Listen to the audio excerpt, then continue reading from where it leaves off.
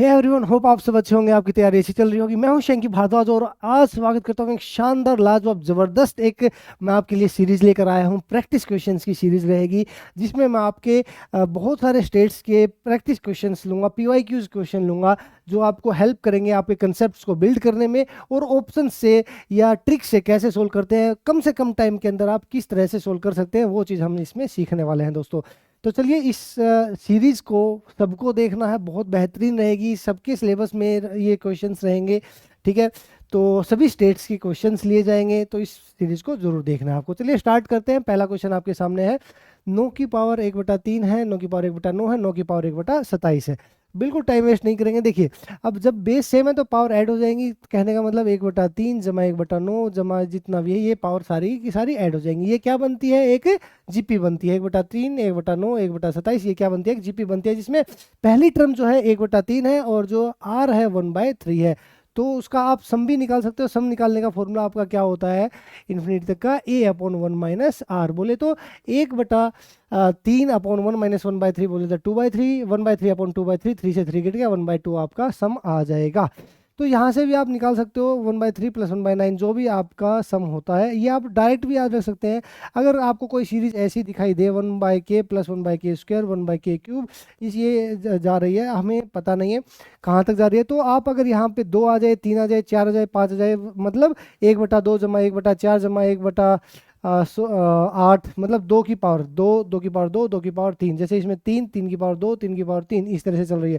तो इसका जो सम होता है वो क्या होता है? 1/k - 1 होता है। मतलब k की जगह कितनी दे रखी है? 3, 3 में से गया 2। डायरेक्ट आप याद रख सकते हैं 1/2। मतलब 9 की पावर कितनी आएगी मेरे भाई? 1/2। 1/2 किसको बोलते हैं? स्क्वायर रूट को। 9 का स्क्वायर रूट कितना होगा?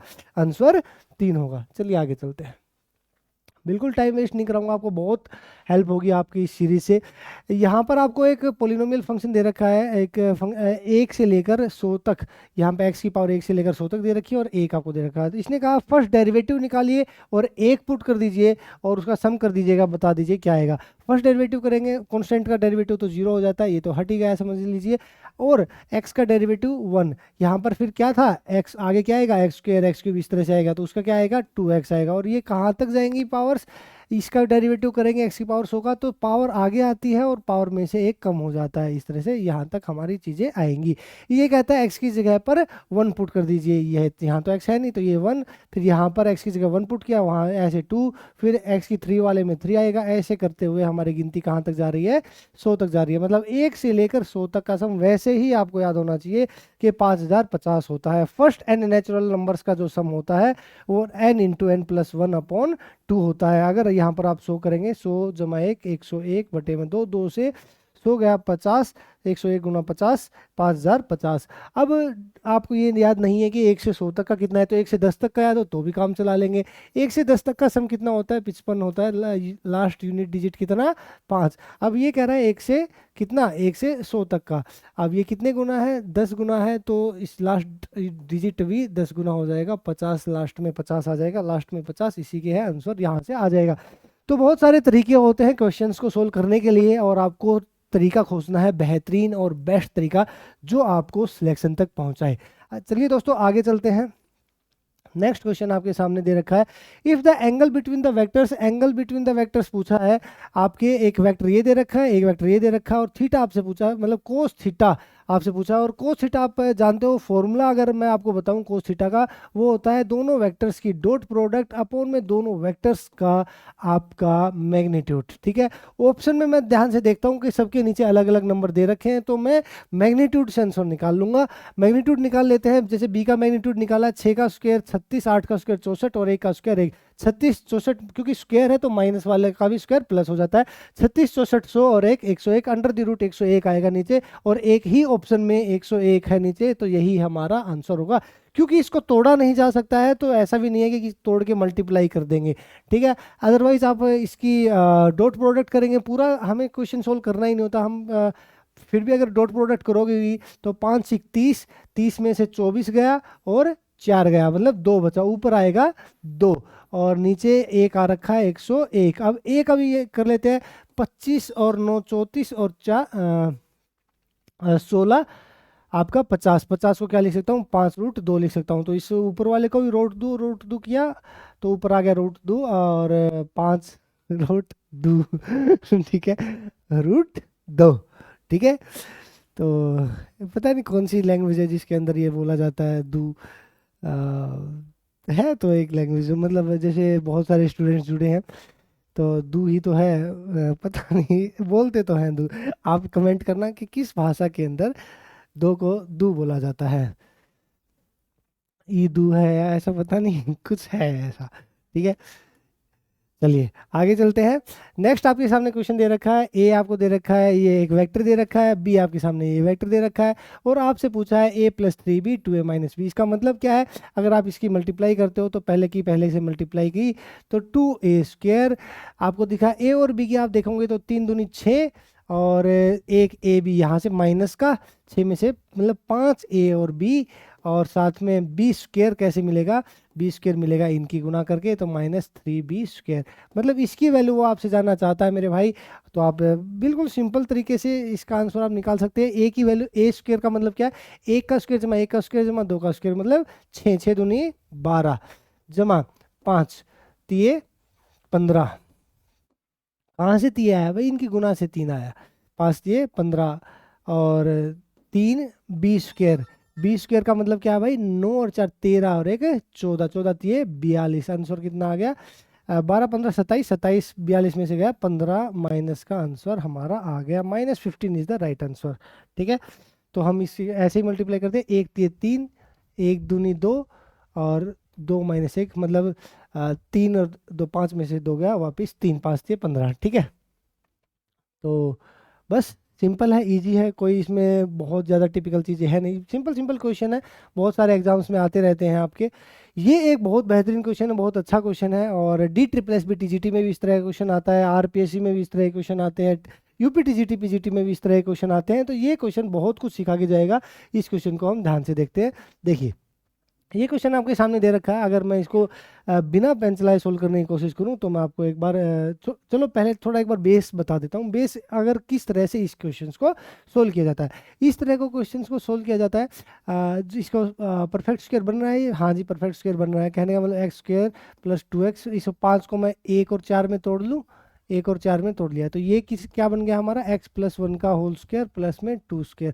तो हम जानते हैं इसको हम क्या कह सकते हैं, u² + a²। ऐसे नहीं करते, जो हम फॉर्मूले पढ़े हैं हमने, dx/u² + a², dx/u² - a², या dx/ में √u² - a²। इस तरह के हमने बहुत सारे फॉर्मूले पढ़े हैं इन्वर्स ट्रिग्नोमेट्रिक फंक्शन के लिए, और इन्वर्स वही है। और ये किसका होता है, 1 में u²/a², ये होता है tan इन्वर्स का फॉर्मूला होता है। तो जहाँ पर भी एक बात हमेशा याद रखिएगा, tan इन्वर्स का जो हमारा फॉर्मूला होता है, या tan इन्वर्स आए या साइन इन्वर्स आए या कोस इन्वर्स आए, तो हमेशा एक बात ध्यान रखिएगा, पाई 99.9% पाई आपको ऑप्शन में जरूर मिलना चाहिए, आंसर में पाई जरूर मिलना चाहिए। तो अगर मैं तुक्का ही मारूंगा तो मैं इन दोनों में मारूंगा, इन दोनों में तुक्का मैं नहीं मारूंगा। ठीक है, डायरेक्ट भी आंसर आ जाता है।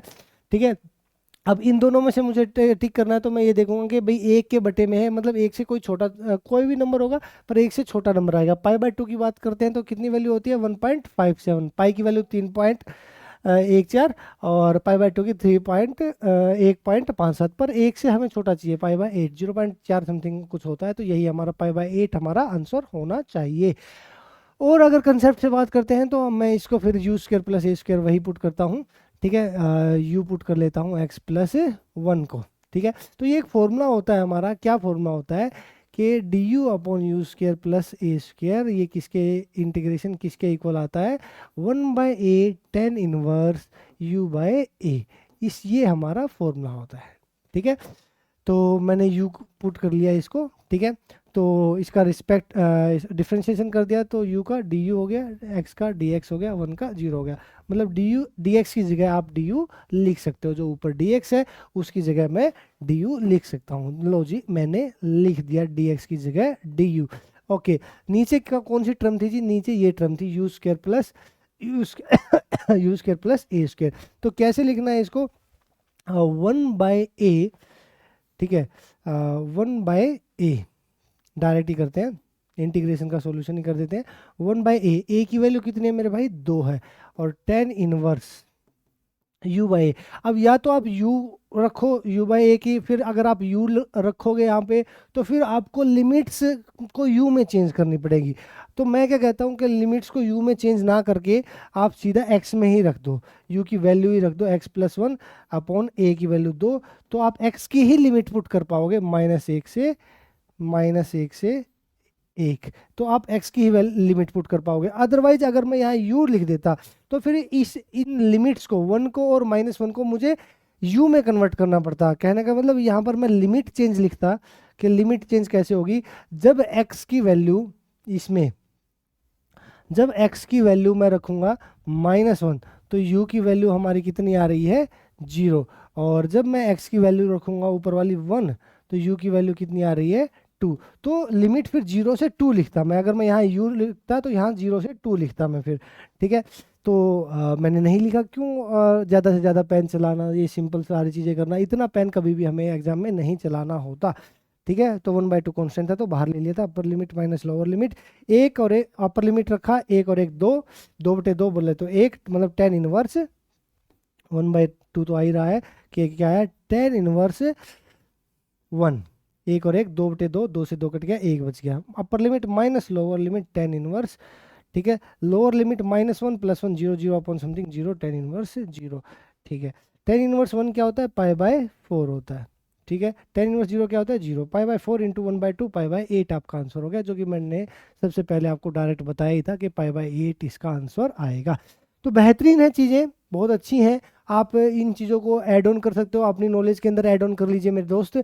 अगर आपको कहीं पर आपको ऐसा ऑप्शन देखने को मिले कि भाई नीचे u² + a² देखने को मिले, ठीक है, या x² + y² आपको देखने को मिले, ठीक है, ये आप लिख लीजिएगा। लिखने से ये समझ में आ गया होगा, लिखने से आपको थोड़ा सा और बेहतरीन आ जाएगा।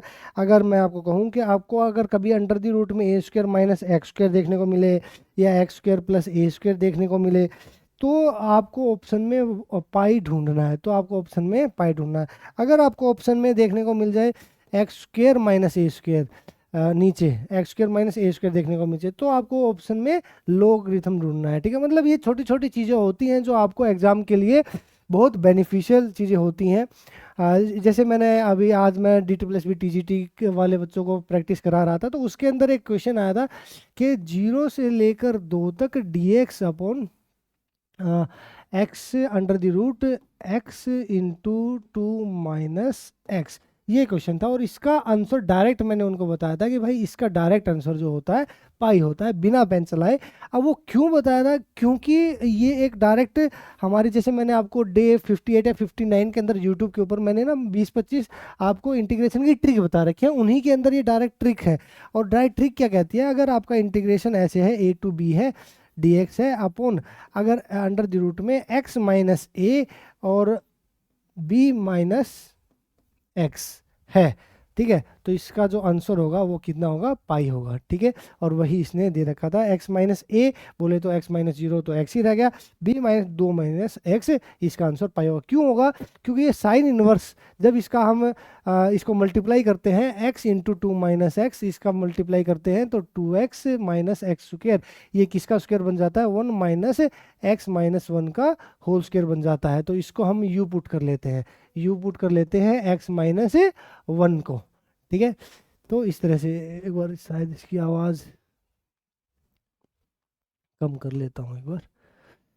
ठीक है, तो हाँ, तो इसको हम पुट कर लेते हैं, फिर वैसे ही हम साइन इनवर्स का फॉर्मूला हम लगाते हैं, तो उसमें भी पाई आएगा ही। मैंने आपको बताया साइन इनवर्स है, कोस इनवर्स है, टेन इनवर्स है, पाई वाले ऑप्शन हमारे आंसर में आते हैं।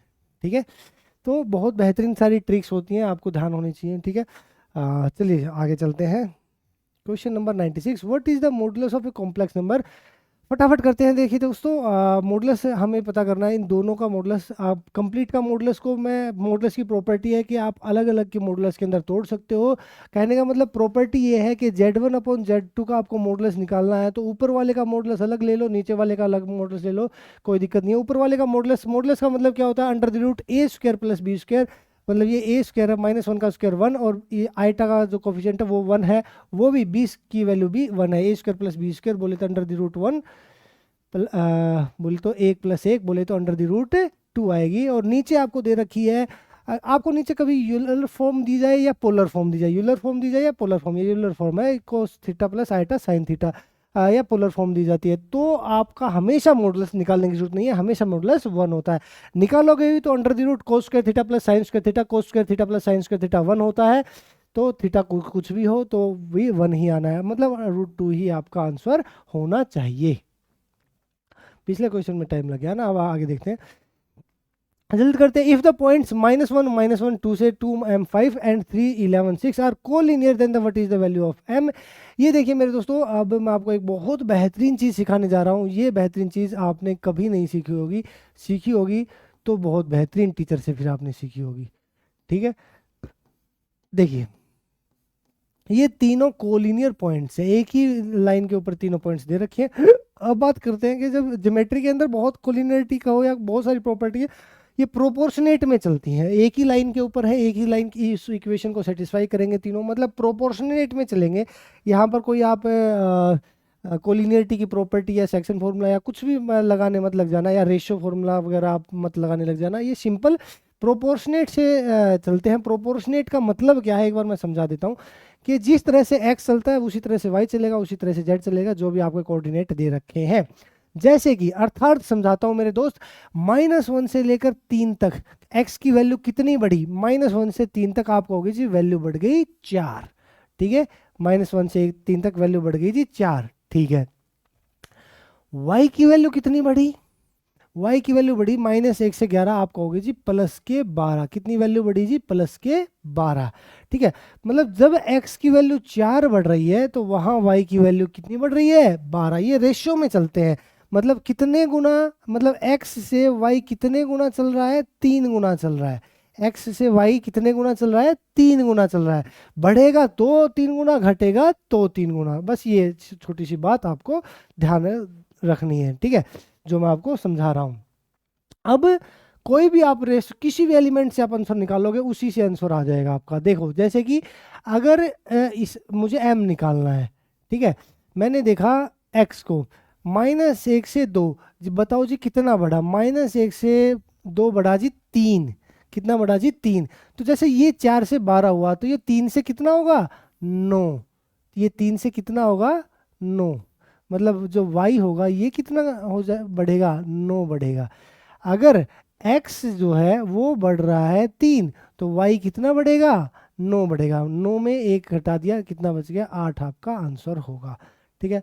आप और किसी तरीके से कोई भी रेशियो उठा के आंसर निकालोगे ना उसी से आंसर निकल आएगा। जैसे कि सर एक आधा और बता दो फिर, क्या इन्हीं से होता हो तो क्या पता किसी और से ना होता, ठीक है जी। देखो अगर मैं कहूँ कि भाई 3 से, इस पे मैं वापस आ रहा हूँ, 3 से 2 पे आया तो कितना घटा जी 1, 3 से 2 पर आया तो कितना घटा जी 1 घटा, तो 11 से m पे आने में कितना घटेगा -3 होगा, ठीक है, मतलब 3 गुना मैंने आपको कहा था, तो 11 में से 3 गए 8, आ गया ना 8। मतलब किसी भी तरीके से दोस्त मेरे भाई आप आंसर निकाल सकते हो, बहुत ईजी, शानदार, लाजवाब, ज़बरदस्त है और मज़ा आ जाएगा आपको, ठीक है। इस तरीके से आपको पेन चलाने की जरूरत नहीं होती, दिमाग के अंदर कैलकुलेशन करते हैं और आप आगे चलते हैं। The solution set of the equation आपको दे रखी है x + 2 < 5, तो मेरे भाई इसका आंसर आपको सामने से दिख रहा है -7, -7 रखा, -7 प्लस में 2 बोले तो -5, -5 का मॉडुलस 5, जो 5 < 5 है, बात ठीक है। और 3 रखा, 3 और 2 5, 5 < 5 है, ये भी बात ठीक है, यही आपका आंसर है, ठीक है। इसमें बस यही सेटिस्फाई कर रहा है और कुछ सेटिस्फाई नहीं कर रहा। अगर अदरवाइज मॉडुलस x की प्रॉपर्टी होती है कि ये किसके मॉडुलस x की जो प्रॉपर्टी है अगर वो a दे दी जाए तो इसका मतलब क्या होता है, जो x होता है वो -a से < होगा +a से a तक। अब x की जगह पे हमें दे रखा है x + 2 दे रखा है, तो यहाँ पर 2 दे रखा है, और a की जगह दे रखा है 5, तो यहाँ पर 5 दे रखा है, यहाँ पर 5 दे रखा है। तो अब इसको हमें x चाहिए है हमें, तो इसमें 2 है तो 2 घटा दीजिए, यहाँ पर भी 2 घटा दीजिए, यहाँ पर भी 2 घटा दीजिए, तो ये -7 बचा, और यहाँ पर 3 बचा, -7 और 3, ये क्योंकि इक्वल टू के साइन है तो क्लोज ब्रैकेट आएगी, ठीक है। आगे चलते हैं दोस्तों। फंक्शन दे रखा है F X equal to 3/x + 7 for x belongs to R से आर में जीरो नहीं है, एक्स जीरो नहीं हो सकता, जीरो के अलावा कोई भी पॉइंट हो सकता है। आपसे पूछा है फंक्शन इंक्रीजिंग होगा, डिक्रीजिंग होगा, क्या होगा मेरे भाई? तो फंक्शन जो है देखो ये तो कांस्टेंट है, ये बस ग्राफ को थोड़ा सा ऊपर शिफ्ट कर सकता है, पर इससे कोई भी फंक्शन के ऊपर इंक्रीज या डिक्रीज नहीं होगा। मतलब फंक्शन अगर इंक्रीज या डिक्रीज होगा तो कहने का मतलब एक्स की वैल्यू से होगा। अगर आपको सिंपली पता है अगर एक्स की वैल्यू मैं बढ़ाता जाऊंगा तो पूरे फंक्शन की वैल्यू क्या हो जाएगी, घटती जाएगी। मतलब दो एक्स की जगह 2 रख रहा हूँ तो 1/5 है, एक्स की जगह पे 3 रख रहा हूँ तो 0.33 है। मतलब एक्स की वैल्यू बढ़ा रहा हूँ तो फंक्शन की वैल्यू घट रही है, तो फंक्शन क्या है, डिक्रीजिंग है। फंक्शन क्या है मेरे भाई, डिक्रीजिंग है।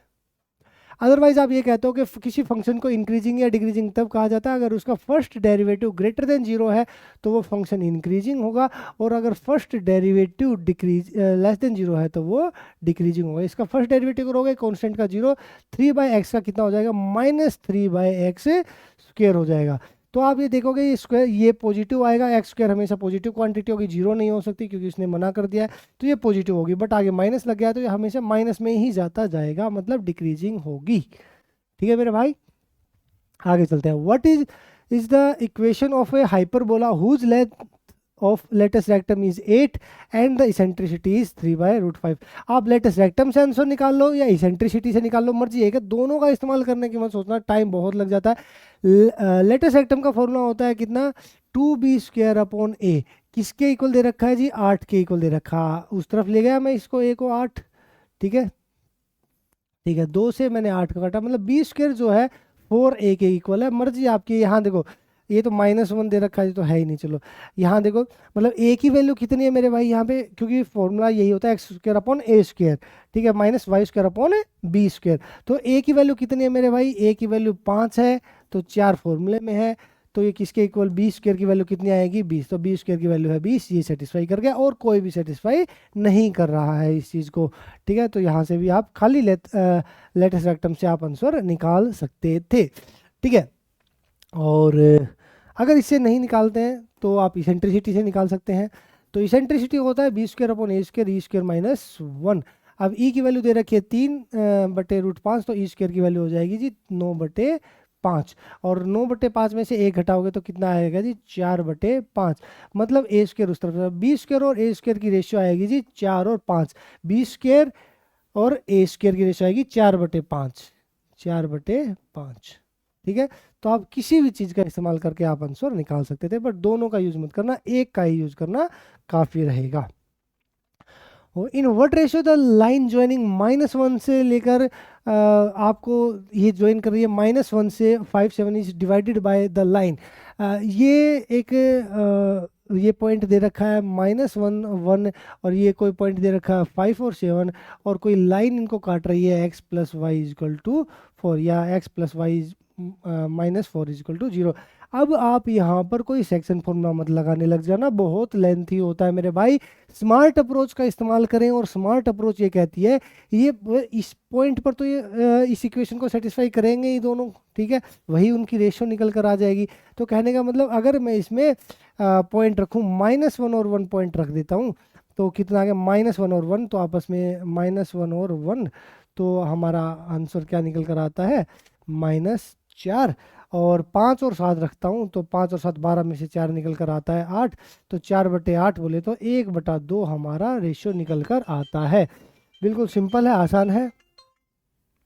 ठीक है, कोई भी टिपिकल क्वेश्चन आपको इसमें दिखाई नहीं दे रहा होगा, बहुत आसान है। अगर आप इससे भी नहीं निकालना चाहते तो आप फॉर्मूला अगर आप लगाना चाहते हो तो रेशियो निकालने का फॉर्मूला भी आपके सामने है कि -a(x1), ये है x1 y1, ये है x2 y2, a(x1 + b y1 + c a(x2 + b y2 c।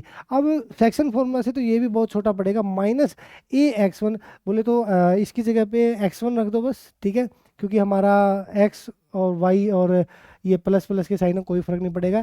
x1 की वैल्यू कितनी है मेरे भाई, -1 है, y1 की वैल्यू कितनी है, +1 है, और c की वैल्यू कितनी है, कांस्टेंट बोले तो -4 है। कितनी है, -4 है। अपॉन में रखेंगे x2 की वैल्यू जितनी है 5, y2 की वैल्यू रखेंगे 7, और c कितना है, -4। तो मेरे भाई आप यहाँ पर देखेंगे -1 आगे है ही, तो -4/8, माइनस से माइनस गया, 4/8 बोले तो 1/2 आपका आंसर आ गया। सेक्शन फॉर्मूला तो मुझे किसी भी हालत में नहीं लगाना है मेरे भाई, बहुत जल्दी आगे बढ़ना है, टाइम बचाना है, पेन कम चलाना है, तो मैं वो भी रेशियो नहीं लगाता, मैं सीधा बस वैल्यू पुट करता हूँ और आंसर निकाल लेता हूँ 1/2। ठीक है, नेक्स्ट है इवेल्युएट करना है आपको, डिटर्मिनेंट निकालना है मेरे भाई। तो ये डायरेक्ट मैंने आपने नोट्सों के अंदर आप देख लेना, आपकी क्लास नोट्सों के अंदर मैंने आपको बताया था, लीनियर अलजेब्रा के अंदर ही मैंने क्वेश्चन करवाया था। तो इसमें क्या होता है, जब आपको ऐसा दिया जाता है तो 2 into N factorial into N plus 1 factorial into N plus 2 factorial, ये आपका आंसर होता है। ठीक है, तो 2 into N factorial N plus 1 factorial N plus 2 factorial, N की वैल्यू, एन फैक्टोरियल की वैल्यू कितनी है, 10 फैक्टोरियल है।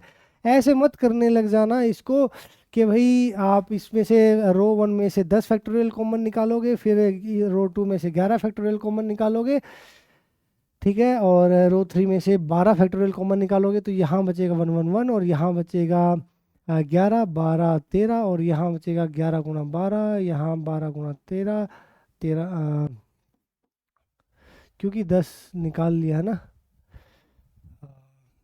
ठीक है, तो यहाँ पर 12 गुना 13 13 13 गुना 14, ठीक है।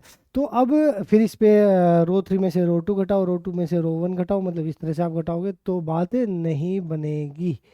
ठीक है, तो बस सिंपल तरीके से हमें सोचना होता है और हमारा आंसर निकल आता है। ये फॉर्मूला है डायरेक्ट, जो इंपॉर्टेंट रिजल्ट है वो तो आपको करने ही पड़ेंगे।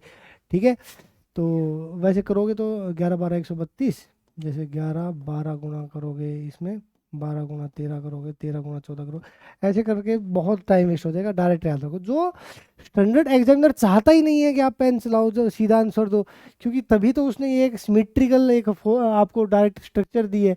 अगर वो पेन चलवाना चाहता तो ये ऐसी वैल्यू देता ही नहीं, कुछ और देता है आपसे, वो पेन चलवाना ही नहीं चाहता है।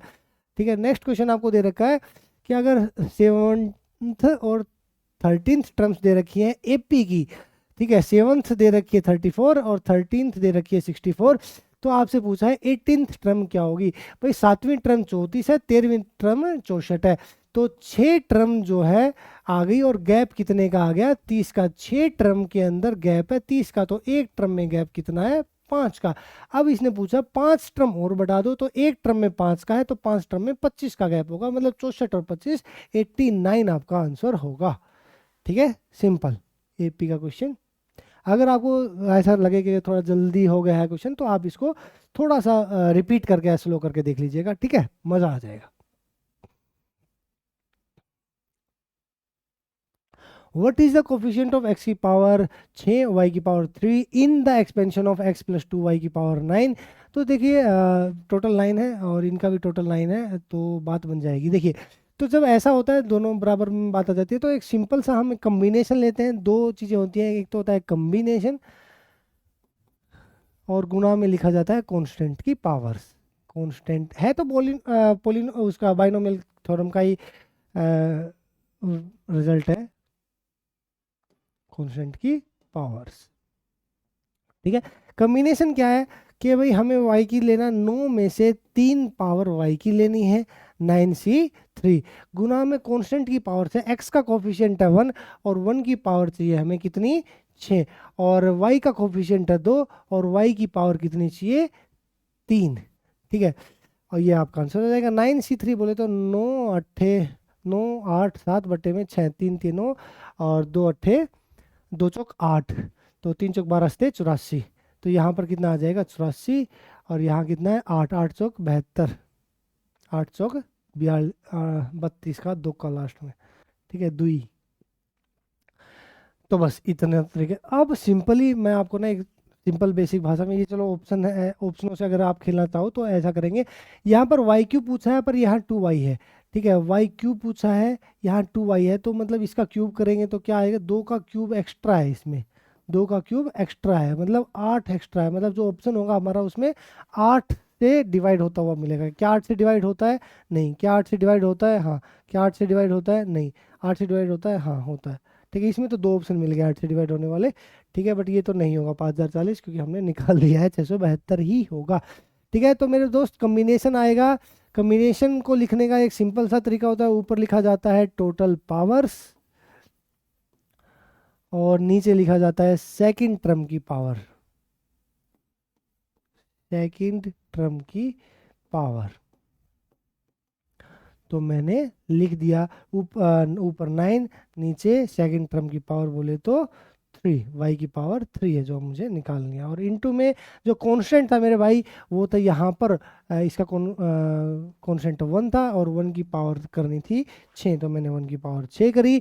और यहाँ पर दोस्तों कांस्टेंट है 2 और इसकी पावर जितनी करनी है जो आपसे पूछी है 3, तो आपका आंसर आ गया। What is the area, 30 minutes हो गई, लास्ट क्वेश्चन है, फिर बहुत ज़्यादा लंबी नहीं करूँगा। 30 मिनट्स की क्लासेज आपकी आती रहेंगी। What is the area of the region, बहुत बेहतरीन क्वेश्चन है, शानदार लाजवाब जबरदस्त क्वेश्चन है, ऐसा क्वेश्चन है मज़ा आ जाएगा आपको। देखिए आपसे पूछा है what is the area of the region bounded by the curve y is equal to x cube, the lines y is equal to x plus 6, x is equal to 0। मुझे जब एरिया बाउंडेड द कर्व के question आते हैं मुझे ऐसा लगता है कि यार इनमें इंटीग्रेशन यूज़ नहीं करना, बिना इंटीग्रेशन ऐसा कुछ हो जाए कि बिना इंटीग्रेशन मैं इस क्वेश्चन को सोल्व कर पाऊँ तो मज़ा ही आ जाएगा, है ना। तो लेट्स डू इट, बिना इंटीग्रेशन करके देखते हैं इज इट पॉसिबल और नॉट। ठीक है, आपको उसने कहा कि भाई y equal to X cube है, y equal to X plus 6 है, तो पहली बात तो हमें इंटरसेक्शन पॉइंट निकालना होता है। y left hand side equal है तो राइट हैंड साइड भी इक्वल होंगी। X cube equal to X plus 6, मैं इस तरफ ले आता हूँ minus X minus 6 equal to 0। ठीक है, तो उस तरफ भी रखोगे तो भी वही वाली बात है, कोई फ़र्क नहीं पड़ता। एक्स की वैल्यू पुट कर लो मेरे भाई, 2 का क्यूब करूँगा मैं, 2 का क्यूब 8 और 2 और 6 8 बराबर आ गई बात। ठीक है, तो 1 2 ऐसे रख के देख लेते हैं। तो इसमें दिख रहा था कि 1 तो रखूंगा ही नहीं, 2 से स्टार्ट करूंगा, 2 में ही सेटिस्फाई किया, मतलब इंटरसेक्शन जो पॉइंट है वो है x का 2, उस पर इंटरसेक्ट करेंगे ये। ठीक है, x का इंटरसेक्शन पॉइंट है 2, उस पर इंटरसेक्ट करेंगे। एक बार ग्राफ बना के दिखा दूँ मैं आपको, आपको होगी सर बिल्कुल दिखा दो। ठीक है, तो एक ये जो है पहले तो y equal to X plus 6 बना ले, x equal to 0, x equal to 0 का तो मतलब यही हो गया। हाँ हाँ हाँ, इसमें बैक कैसे करते हैं,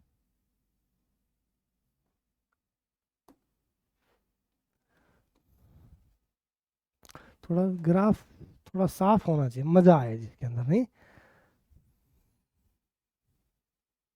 लो जी, साफ ही साफ बना देंगे, ऐसा बना देंगे, ऐसा बना देंगे, मज़ा आ जाएगा। देखिए सबसे बेहतरीन क्वेश्चन है ये, तो है एक्स इजिकल टू 0 की लाइन, वाई एक्सिस इस पे 0 होता है। दूसरा वो कहता है कि एक रेखा आपके पास और है, रेखा है तो देखिए वो रेखा कहाँ है, X equal Y equal to X plus 6, और वो रेखा कैसी होगी, ऐसी होगी। ठीक है, ये आपकी रेखा होगी y equal to X plus 6। क्यों हुई, क्योंकि जब x इजकल टू 0 है तो y की वैल्यू कितनी, x इजकल टू 0 है तो y की वैल्यू कितनी है 6, मतलब यहाँ 6 है और 0, इससे पॉइंट से वो स्टार्ट होगी और ये बढ़ती जाएगी। क्यों, क्योंकि जब मैंने x की वैल्यू, ये इंक्लाइंड ही क्यों, ये इंक्लाइंड इसलिए हुई क्योंकि जब मैंने x की वैल्यू मान लो 1 रखा तो y की वैल्यू 7 आई, तो इससे आगे बढ़ गया, यहाँ 7 है। जब मैंने y की वैल्यू 2 रखा, x की वैल्यू 2 रखा तो y की वैल्यू 8, मतलब और ऊपर बढ़ गई, तो इसलिए ये टिल्टेड है। ठीक है, ओके जी। और x इजिकल टू 0, और ये किस पे इंटरसेक्ट करिए, x इजिकल टू 2 पे इंटरसेक्ट करिए, तो मतलब हमारा x इजिकल टू यहाँ पर हम मान लेते हैं 2, यहाँ पर हम मान लेते हैं 2। ठीक है, तो ये इस पे जाके इंटरसेक्ट कर रही है। ठीक है, ये पॉइंट कौन सा होगा, जहाँ x की वैल्यू 2 है। ठीक है, x की वैल्यू 2 के ऊपर वो इंटरसेक्ट कर रही है, कौन, करव, कौन कर रही है, करव। और करव कैसी है, y equal to X cube, Y equal to X cube का मतलब, हाँ को थोड़ा सा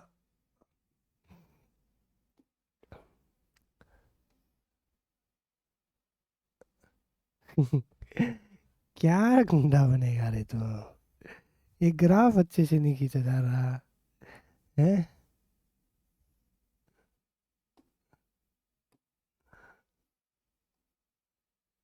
ठीक है, टू एक्स, क्योंकि उसने कहा था ये है इक्वेशन हमारी y equal to X cube की। ठीक है। तो क्योंकि y equal to X cube और y equal to X plus six ये कहाँ इंटरसेक्ट करती है, दो पे, क्योंकि दो पे इनकी वैल्यू बराबर है, इसके दो की पावर तीन आठ और दो और छः आठ ही बराबर है, तो दो पर जब x की वैल्यू दो होगी तो वहाँ पर ये इंटरसेक्ट करती है मेरे भाई।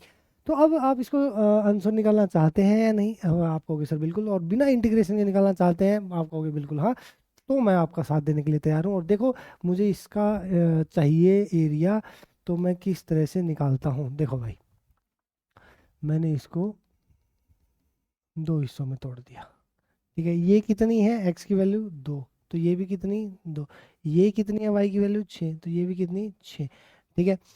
तो वैसे तो करने की ज़रूरत ही नहीं है, मैं आपको बताऊं डायरेक्ट भी मैं निकालूं, ये एक तरह से स्विमिंग पूल अगर मैं इसको मान लूं, और y की वैल्यू कितनी है यहाँ पर इस पॉइंट के ऊपर, आप कहोगे y की वैल्यू कितनी है सर, x की वैल्यू दो है तो y की वैल्यू कितनी है आठ, जहाँ पे इंटरसेक्ट करती है, मतलब ये स्विमिंग पूल है, इसकी गहराई बढ़ती जा रही है बढ़ती जा रही है बढ़ती जा रही है। तो टोटल स्विमिंग पूल की मैं अगर एरिया निकालूं तो वो कितना होगा, दो गुना आठ सोलह, सोलह होगा, विड्थ गुना डेप्थ आपकी दो गुना आठ, मतलब दो इसकी ये है, और आठ हमने मैक्सिमम इसकी गहराई मान ली, दो अट्ठे सोलह होगा, विड्थ इंटू मैक्सिमम डेप्थ आपकी होगी दो अट्ठे सोलह, ठीक है।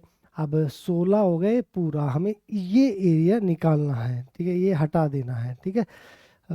तो आप ऐसा भी कर सकते हैं, y equal to X cube का एक खास बात मैं बता देता हूँ, y इजल टू एक्स की पावर n का अगर आपको कभी भी बिलो का एरिया आपको चाहिए हटाना है तो वो कितना होता है, one upon n plus one, ये फिक्स है, ठीक है।